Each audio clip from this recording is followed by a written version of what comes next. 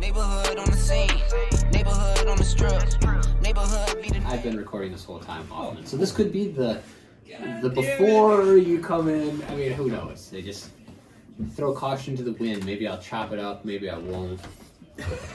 Oh hell yeah! Oh hell yeah! Open up Fucking these. door. Open up these foamy beers. Man, it's a good beer though. It is actually really good, and I'm usually not a big IPA fan, but these are delicious. I think. I'm a big fan of session beers.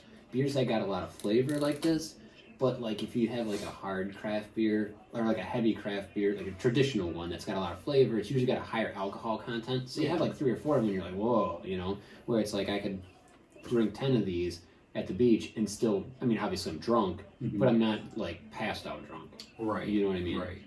Well, while you're recording. Yeah. Let's just make this this won't be part of the Small Market Podcast. Let's have just an open conversation about kind of what we were talking about before, right? Yeah. Just talk bullshit and get ourselves warmed up. So, yeah. That box though was fucking amazing. Yeah, it was so like sometimes I pick up like a 30 pack of Busch Light, right?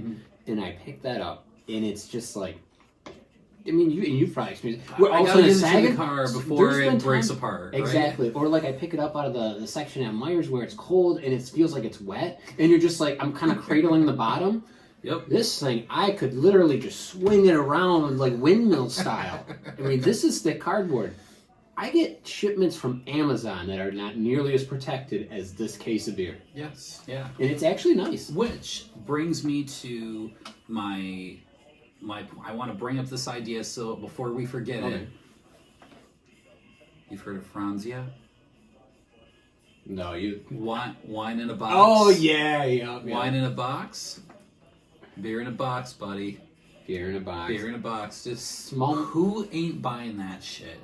Tim's buying a case. We've already copyrighted it, by the way, or trademarked it, or whatever. It's Small Market Podcast. Beer in a box. It's beer in a box. It's the bottom of the barrel. It's cheap, and it comes in a box. So you just put it in your fridge. It can be like the fridge where you just got the little tap thing on. So you just open up your fridge door, pour it into a glass, and the box stays in the fridge too. Wouldn't that be some shit? Open the tab, you pour, and it pours right into a pint glass. Yeah. You know, and then you get a straw, put your straw in your pint glass. Stir it up a little. Stir it up a little because it's gonna need mixing. It's classy.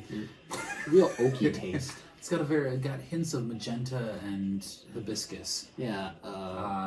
Do you taste notes of melancholy and cedar? Piney hops. Yeah. Cedar tastes the cheaper of the woods. It tastes like the forest. Neighborhood on the scene, neighborhood on the strip, neighborhood be